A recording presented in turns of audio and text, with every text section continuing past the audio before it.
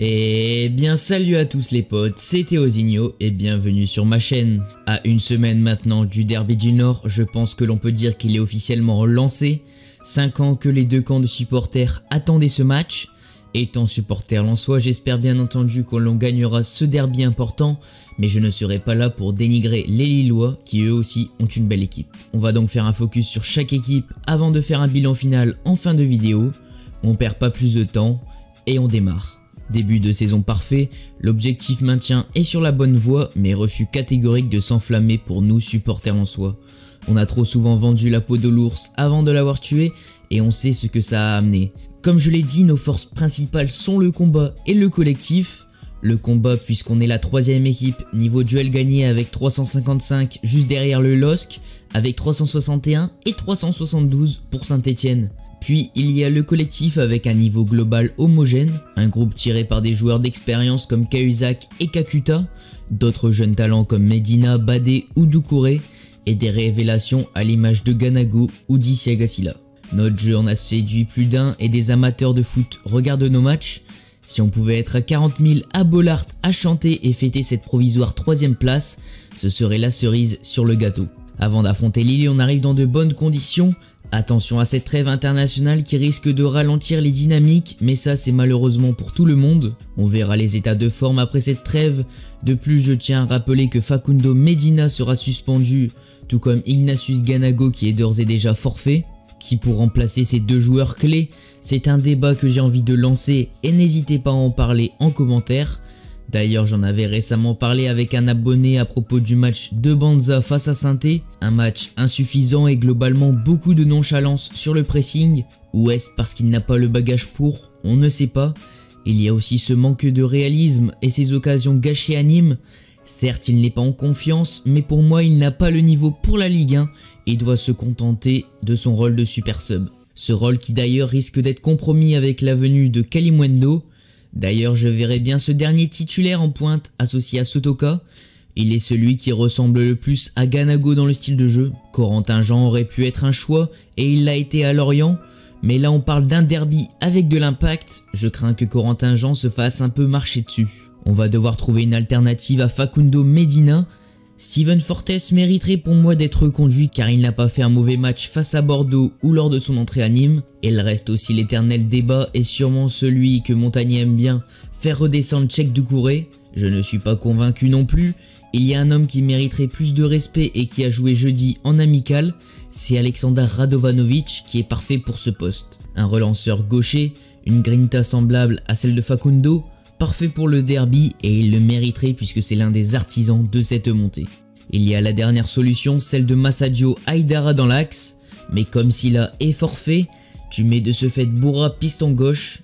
J'ai rien contre Boura mais il devrait être juste et manque d'expérience je pense dans ce genre de match. En tout cas, ce point du nul nous ravirait tout de même pour enchaîner ensuite avec Nantes à Bollaert et Marseille au Vélodrome. Une série de 3 matchs qui va être compliquée et qui me fait un peu peur après ce creux de 2 semaines, mais j'ai confiance en mon Racing et j'ai déjà hâte que ces matchs arrivent. Maintenant on va passer au LOSC et justement faire un zoom sur cette équipe. Vous ne m'en voudrez pas et les supporters lillois aussi, mais je ne vais pas pouvoir parler aussi bien de cette équipe puisque je ne l'ai pas autant suivie, mais c'est aussi l'équipe ennemie. En tout cas, c'est aussi un très bon début de saison pour les Lillois qui se retrouvent à la 2ème place derrière l'équipe au-dessus de tout le monde, Rennes. Et ils ont aussi une très bonne défense, ils n'ont encaissé que 2 buts pour l'instant cette saison en 6 matchs, ils sont juste derrière Bordeaux.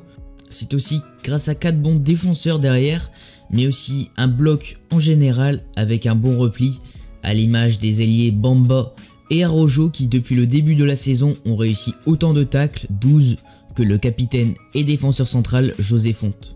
D'ailleurs ce dernier est potentiellement absent à cause du Covid-19, on ne connaît pas sa date de retour, mais il devrait manquer justement ce derby. Lille qui sera donc privé de cette charnière qui fonctionnait bien avec José Fonte et Sven Botman à côté de lui. C'est une recrue de 20 ans, un grand espoir. La saison passée il figurait dans l'équipe type du championnat hollandais avec Heerenveen. Charnière qui sera d'ailleurs jeune pour ce match si Diallo est choisi à moins que ce soit Soumaoro. Il y a aussi ce nouveau duo d'attaque Yilmaz David qui fonctionne bien. C'est pas le même rendement que Victor Osimhen mais ils sont complémentaires à deux et il faudra se méfier d'eux, surtout de l'impact de Yilmaz devant et la profondeur de Jonathan David. Ce derby sera serré et sur le papier il l'est déjà avec un match entre le 2e et le 3e de Ligue 1.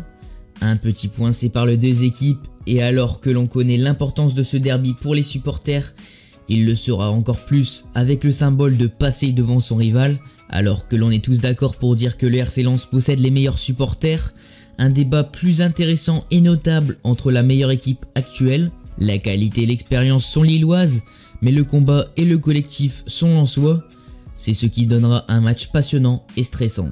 Ce sera aussi l'occasion de mettre en avant notre région, le Nord-Pas-de-Calais avec le retour de 2 clubs au sein de l'élite.